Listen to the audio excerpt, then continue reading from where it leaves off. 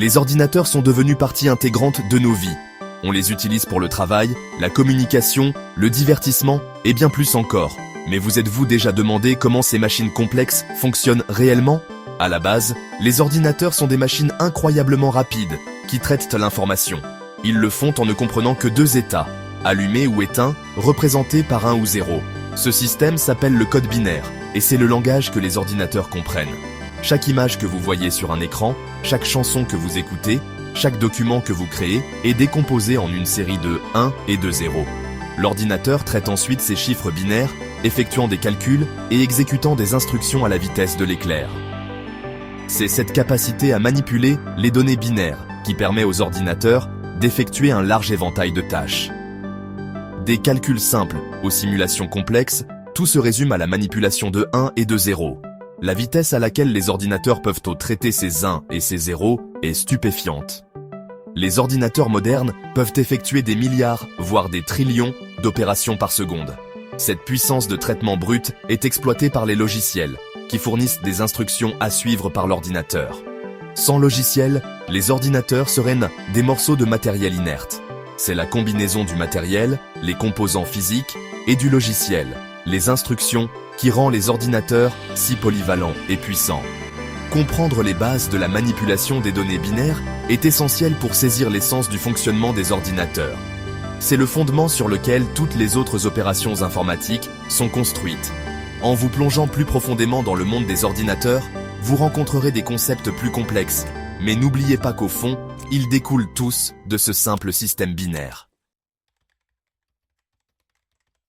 Le terme ordinateur a une histoire plus longue que beaucoup ne le pensent. Avant les merveilles électroniques que nous connaissons aujourd'hui, un ordinateur désignait une personne qui effectuait des calculs.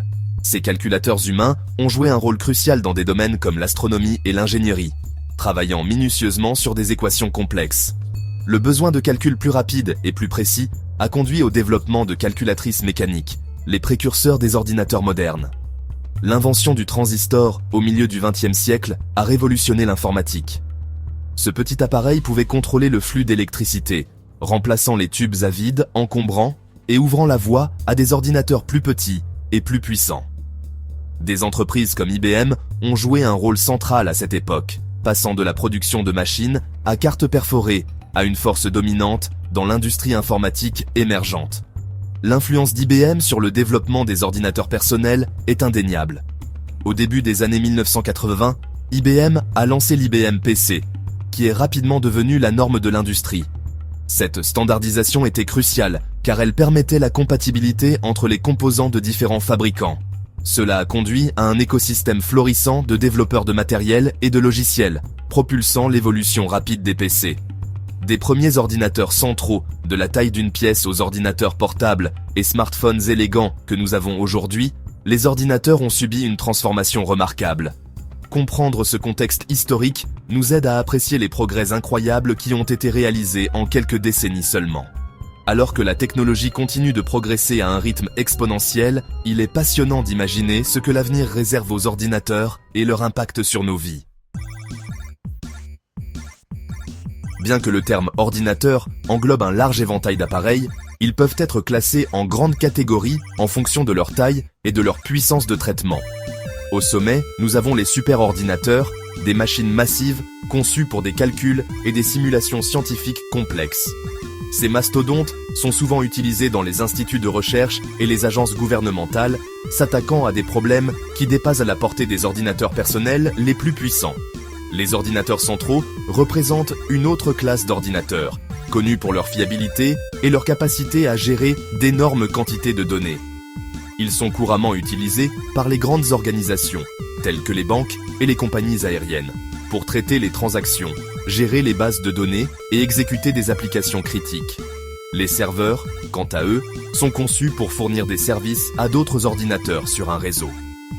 Ils constituent l'épine dorsale d'Internet, hébergeant des sites web, stockant des données et facilitant la communication.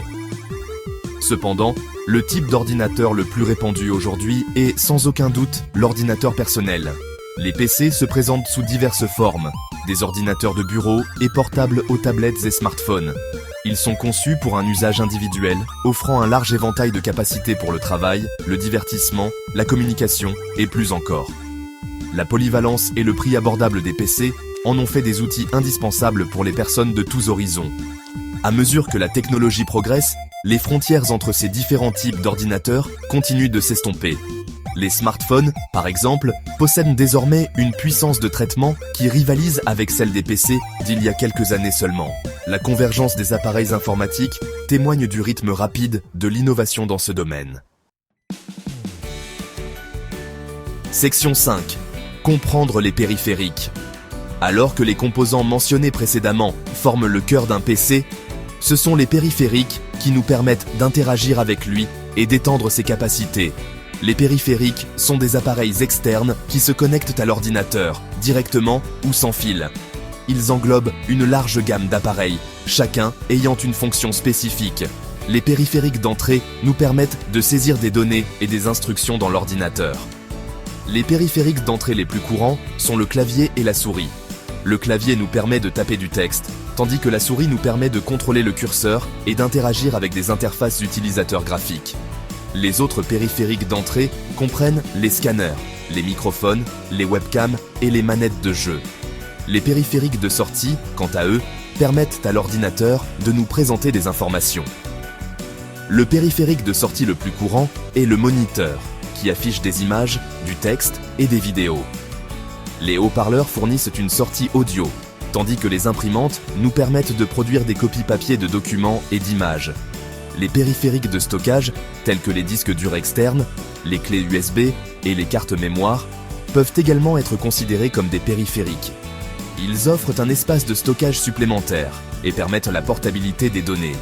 Les périphériques de communication, comme les modems et les routeurs, permettent aux ordinateurs de se connecter à Internet et à d'autres réseaux. Le monde des périphériques est vaste et en constante évolution, avec de nouveaux appareils qui émergent pour répondre aux demandes croissantes des utilisateurs. Section 6. Conclusion. L'importance des bases de l'informatique. Dans le monde actuel axé sur la technologie, comprendre les bases de l'informatique n'est plus un luxe, mais une nécessité. Du langage binaire qui sous-tend leur fonctionnement à l'interaction complexe des composants d'un PC, ces fondamentaux fournissent un cadre pour comprendre le monde numérique qui nous entoure. Que vous soyez un étudiant, un professionnel ou simplement quelqu'un qui utilise des ordinateurs quotidiennement, ces connaissances vous permettent de prendre des décisions éclairées en matière de technologie. En saisissant les concepts de la manipulation des données binaires, l'histoire des ordinateurs, les différents types d'ordinateurs, les composants clés d'un PC et le rôle des périphériques, vous obtenez une appréciation plus profonde de la complexité et de la puissance de ces machines. Ces connaissances peuvent vous aider à résoudre les problèmes, à choisir le bon ordinateur pour vos besoins et à garder une longueur d'avance dans notre paysage numérique en constante évolution. De plus, la compréhension des bases de l'informatique favorise un sens de la littératie numérique, vous permettant de naviguer dans le monde en ligne avec confiance et esprit critique. Alors que la technologie continue de progresser à un rythme sans précédent, cette base vous servira bien, vous permettant de vous adapter aux nouvelles innovations et d'exploiter tout le potentiel de l'ère numérique. Alors, adoptez le monde des ordinateurs, plongez dans ses subtilités et ouvrez un univers de possibilités.